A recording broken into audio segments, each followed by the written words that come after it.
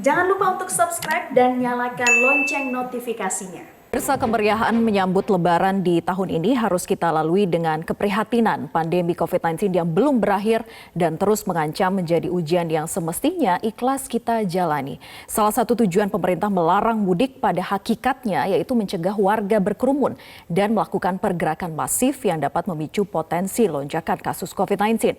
Demi menjaga umat agar kesehatan tetap terjaga, sudah seharusnya kita saling mengingatkan hal yang baik. Lalu bagaimana kita sebagai umat harus terus bertawakal menjaga kesehatan.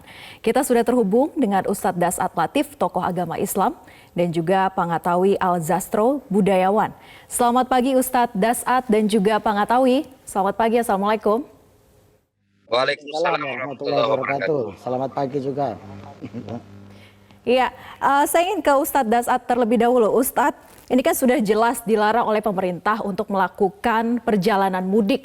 Tapi nyatanya ternyata masih banyak yang berusaha untuk melakukan colong mudik lah istilahnya. Ada yang mencari jalan tikus, ada juga yang sampai memalsukan dokumen, sampai juga ada yang naik kendaraan, truk yang berisi sayur-sayuran dan ngumpet di dalam truknya.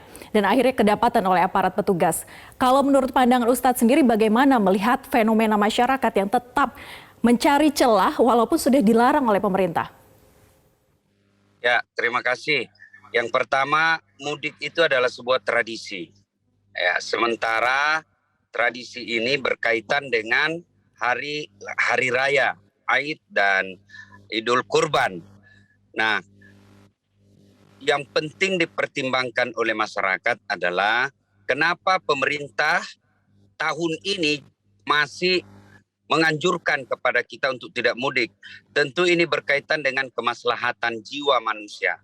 Dalam agama, sesuatu yang wajib saja, sholat Jumat wajib. Tapi ketika mengancam keselamatan jiwa, itu bisa ditiadakan diganti sholat duhur. Puasa wajib, berdosa jika tidak dilakukan. Tapi apabila melanggar, mengancam keselamatan jiwa, puasa yang hukumnya wajib bahkan bagian dari rukun Islam bisa ditiadakan dan diganti dengan fidyah. Haji rukun Islam dan wajib bagi yang mampu. Apabila ada wabah bisa ditiadakan seperti tahun lalu. Itu semua hukum-hukum Islam yang merupakan kewajiban berdosa apabila dilakukan. Bisa ditiadakan apabila menyangkut dan mengancam keselamatan jiwa. Apalagi sebuah tradisi mudik. Ya, itu bukan lagi sebuah syariat tapi dia tradisi, dan apabila diyakini, ya bukan berdasarkan katanya ya, bukan katanya ini, tapi ini fakta dan data. Apabila terjadi liburan, itu datanya meningkat lagi. Nah, ditengarai bahwa Lebaran ini bisa mengakibatkan kerumunan manusia yang potensi menjadikan penularan COVID, maka pemerintah mengambil kebijakan untuk tidak mudik tahun ini. Nah, esensi mudik juga adalah silaturahmi. Sementara silaturahmi bisa kita lakukan tanpa mudik. Dengan cara apa? Video call. Saya rindu dengan orang tua. Boleh kita tunda, jangan bersamaan pulangnya. Kalau kita pulang pada saat menjelang Lebaran, pasti bersamaan pulangnya. Yang dari Jawa, dari Sumatera, dari pulau lain. Tapi kalau kita tunda, ya mungkin pekan depan, 2 pekan yang akan datang, esensi mudiknya tetap ada, tetapi tidak melanggar dan tidak mengancam kemaslahatan jiwa. Nah, adapun pendapat-pendapat ataupun share-share yang ada di medsos bahwa ini kita rindu dengan orang tua, kenapa pasar berkerumun, kenapa mal tetap dibuka, sementara kita rindu dengan orang tua mau ketemu. Mal dengan pulang kampung itu satu persoalan yang berbeda, meskipun juga terjadi kerumunan. Bukan kebijakan pemerintahnya yang salah, tetapi masyarakatnya yang susah diedukasi. Jadi satu sisi mal di kota tetap buka, misalnya Tanah Abang tetap buka, itu satu persoalan juga. Kemudian pulang kampung mudik juga itu satu persoalan. Semuanya harus ditangani dengan proporsional, mana yang diprioritaskan. Nah, berkaitan dengan ini, bagi pandangan agama, saudara-saudaraku yang ingin mudik perlu dipertimbangkan kembali tentang kemaslahatan. Saya yakin sepenuhnya berdasarkan kajian agama yang saya tahu, kalau Anda mudik dengan melanggar protap kesehatan, apalagi memalsukan dokumen, maka saya yakin mudiknya itu bukanlah sebuah rahmat Allah, tetapi bisa jadi dia adalah pelanggaran agama yang berdampak pada dosa. Apalagi kalau diyakini dia membawa penularan, maka dia mengancam keselamatan jiwa, maka dia melakukan dosa yang sangat besar di sisi Allah Subhanahu wa taala. Karenanya yang perlu ditekankan gitu ya, menjadi bagian melanggar agama justru ketika memaksakan sesuatu dengan cara yang tidak baik seperti itu. Nah, saya ingin juga melihat dari sisi budayanya seperti apa. Tradisi mudik ini kan seperti sudah mendarah daging, rutinitas tahunan dianggap oleh masyarakat kita. Kalau ditelisik lagi dari awalnya, bagaimana sih sebetulnya tradisi mudik ini awal muncul di Indonesia?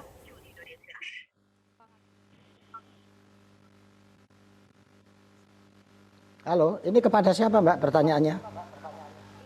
Pengetahui, jadi dari sisi budayanya seperti apa tradisi mudik ini sehingga muncul di Indonesia dan seperti mendarah daging, seperti rutinitas tahunan yang harus dilaksanakan oleh masyarakat kita? Tradisi mudik sebetulnya dari segi tata cara silaturahim itu sudah ada sejak lama. Sejak Islam masuk ke Indonesia, tradisi silaturahim itu juga sudah ada. Cuma yang namanya tradisi mudik ini mulai muncul sejalan dengan munculnya arus urbanisasi dan meningkatnya arus mobilitas sosial di kalangan masyarakat. Tahun 70-an saya pikir ketika perantau belum banyak, orang belum banyak berbondong-bondong ke Jakarta atau orang belum banyak keluar dari daerahnya, maka tradisi mudik ini belum semasif, belum sebesar sekarang ini. Ini menjadi besar ketika ada proses transformasi sosial. Ketika desa-desa ini menuju ke kota, banyak arus urbanisasi, sehingga urbanisasi ini menciptakan perantauan, dan perantauan ini salah satu mekanisme kultural untuk menyembuhkan kerinduan itu adalah momentum-momentum ketika libur dan hari besar. Nah, makanya ketika arus transformasi sudah semakin mudah, kemudian arus urbanisasi semakin tinggi, maka terjadi arus pergerakan masyarakat yang semakin masif dengan memanfaatkan momentum-momentum agama. Jadi arus mudik ini menjadi masif, menjadi besar, dan menjadi suatu pergerakan yang sedemikian massal itu ketika kemudahan arus transportasi, peningkatan arus urbanisasi, dan peningkatan mobilitas sosial di kalangan masyarakat. Tapi kalau ditanya sejak kapan mudik ini ada, ya sejak itu tadi. Tapi bahwa tradisi silaturahim itu ada, ya sejak bangsa Nusantara ini adalah bangsa yang terkenal dengan yang orang yang secara kultural, antropologis adalah bangsa yang sangat menghargai, sangat menghormati, dan sangat suka bersilaturahim. Cuma pada saat itu silaturahimnya tidak semasif sekarang ini.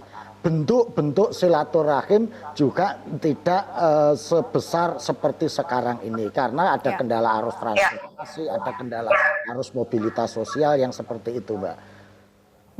Nah, nanti kita akan lanjutkan sebetulnya bagaimana untuk memompa kesabaran ketika sudah jelas pemerintah melarang bahwa tidak boleh mudik tahun ini, tapi tetap saja mereka-mereka ini mencari celahnya. Nah, usai jeda kita lanjutkan, tetap bersama kami di Metro Pagi Prime. Kita lanjutkan perbincangan bersama Ustadz Dasat Latif dan juga Pangatawi Al-Zastro. Pak Ustadz Dasat, ini kan kalau kita lihat memang ada kerinduan yang besar di tengah masyarakat karena merasa sudah 2 tahun tidak mudik, kemudian mereka juga ingin bisa berkumpul dengan keluarga. Bagaimana sebetulnya memompa kesabaran di tengah ujian pandemi ini agar mau sabar menuruti apa kata pemerintah untuk tidak mudik tahun ini? Yang pertama, esensi dari puasa itu sendiri, kalau orang yang berhasil puasanya ya, esensi puasa itu adalah pengendalian hawa nafsu. Ya, air putih itu halal. Tapi ketika siang hari di bulan Ramadan, kita mampu menahannya. Kita menunggu sampai maghrib. Itu orang yang berhasil puasa. Orang yang berhasil puasa, jangankan sesuatu yang haram, yang halal saja mampu kita kendalikan. Air putih siang hari itu zatnya halal, tapi kita tahan sampai maghrib. Berarti kalau kita kaitkan dengan mudik ini, Mudik bukan dilarang, cuma untuk saat ini belumlah sesuatu yang betul. Maka kita tunda sampai situasi pandemi ini betul-betul terkendali. Nah itu. Jadi orang yang berhasil sesungguhnya dalam puasa, maka dia akan mampu mengendalikan dirinya dalam hal-hal yang seperti anjuran pemerintah untuk tidak mudik. Tuh. Yang kedua, ini harus kita semua mengedukasi kepada masyarakat, pemerintah, kemudian yang paling penting selebgram, YouTuber, lu berpartisipasi dong.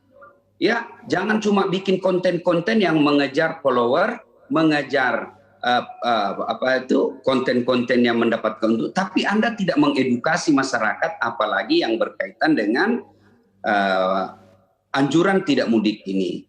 Jadi semua kita harus melibatkan diri untuk meningkatkan edukasi kesadaran masyarakat. Jadi sesungguhnya yang perlu ditekankan adalah bukan anjuran pemerintahnya, bukan, tapi kesadaran masyarakat bahwa mudik ini potensial untuk melahirkan penularan wabah. Berikan fakta bahwa setiap tanggal merah 2-3 hari setelah tanggal merah itu, setelah liburan itu pasti angka penularan COVID meningkat. Berarti ada datanya bahwa mudik ini, perkumpulan berkerumun ini menimbulkan potensi untuk penularan COVID. Ya. Nah Ustadz, mungkin ada juga yang berpendapat begini, yang namanya penyakit itu kan semua dari Allah. Jadi ketika memang Allah tidak menghendaki, tidak akan terjadi. Berdoa saja, bagaimana yang begitu Ustadz? Oh tidak, berdoa itu bukan pasrahkan kepada Allah, bukan. Berdoa itu memohon kepada Allah lalu dikaitkan dengan diikuti dengan ikhtiar. Contoh, saya haus, lalu saya minta tolong sama Mbak minta airnya dong. Mbaknya kasih air. Setelah Mbak kasih air, apakah haus saya hilang? Tentu tidak. Saya harus mengambil gelas itu, saya harus mengangkat gelas itu lalu saya tuangkan ke mulut. Itu ikhtiar. Memohon air itu adalah doa. Meminumnya adalah ikhtiar. Tidak betul orang mengatakan doa itu serahkan kepada Allah. Bukan. Doa itu memohon, ikhtiar. Imam Ali mengatakan doa tanpa ikhtiar adalah busur tanpa panah. Jadi harus berikhtiar. Ya, kita mau sembuh, kita mau hilang dari COVID ini. Tidak cukup hanya berdoa di masjid, tapi ada ikhtiarnya. Ikhtiarnya itu satu diantaranya menunda COVID. Menunda mudik. Nah, itu ikhtiarnya. Menunda mudik merupakan salah satu ikhtiar kita untuk menjaga kesehatan kita juga bersama dengan keluarga begitu ya. Nah terakhir saya ke Pak Ngatawi bagaimana memberikan pemahaman kepada masyarakat bahwa tradisi mudik itu hanya sebagai budaya kita, bukan sebuah kewajiban yang rutin harus dilakukan tiap tahun. Ya, saya pikir masyarakat sudah tahu semua itu ya Mbak ya. Jadi bahwa dari segi normatif agamanya banyak masyarakat yang sudah tahu. Dari segi tradisi dan membedakannya itu masyarakat sudah tahu. Persoalan sekarang ini adalah bagaimana menyadarkan, memahamkan dan masyarakat supaya bisa mengendalikan nafsu, mengendalikan keinginannya. Karena mudik itu secara kultural lebih banyak menunjukkan keinginan-keinginan untuk bertemu, keinginan-keinginan untuk bersambung rasa secara langsung. Karena kecanggihan teknologi ini ternyata tidak bisa memenuhi aspek rasa itu gitu. Mungkin aspek kognisinya bisa terpenuhi, kita bisa ngobrol dengan Ustadz Dasat sekarang, dengan Mbak Vera, tetapi intimate, sambung rasa dan kedekatan itu yang belum bisa dilalui oleh masyarakat. Maka untuk menunjukkan kekuatan, kesabaran menahan keinginan ini ada 3 cara menurut saya. Yang pertama adalah masyarakat ini kan cenderung pragmatis.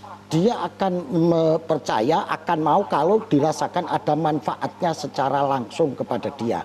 Nah, maka ini harus ada proses kreatif untuk mengalihkan rasa kerinduan yang langsung ini dengan kegiatan-kegiatan kreatif gitu ya. Sehingga bisa mengkanalisasi proses kerinduan ini dalam bentuk-bentuk yang lain secara kultural. Itu yang pertama. Yang kedua harus ada sambung rasa yang dekat antara seluruh stakeholder dengan masyarakat. Karena seolah-olah larangan mudik ini hanya dipahami sebagai kepentingan pemerintah.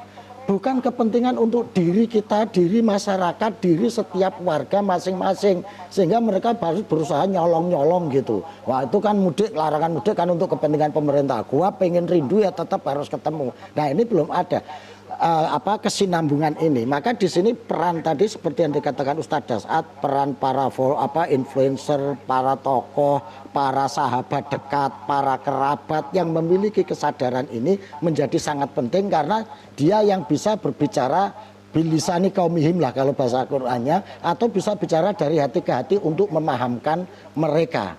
Nah, yang ketiga adalah melakukan pendekatan-pendekatan ya ala qadri ukulihim gitu loh. Bahwa ini kan level orang tidak sabar ini kan berbeda-beda.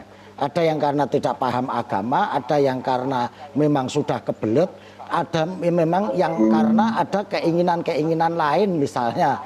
Nah, ini nih harus di masing-masing perlu treatment sendiri-sendiri sesuai dengan kadar yang menjadi pendorong masing-masing pihak itu, gitu loh. Kalau memang persoalannya karena pemahaman agama yang kurang seperti itu tadi, Allah di mall boleh buka, masa kita mudik yang perintah agama enggak boleh? Ya dijelaskan.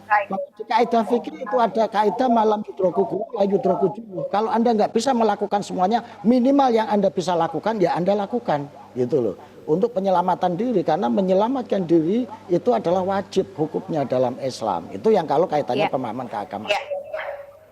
Ya, maka itu perlu disadari oleh semua masyarakat bahwa menjaga kesehatan diri dan juga keluarga itu wajib hukumnya, sementara mudik itu hanya bersifat tidak wajib begitu ya, terlebih di tengah pandemi ini lebih baik ditahan dulu, nanti kita tunggu ketika pandemi memang sudah tidak ada.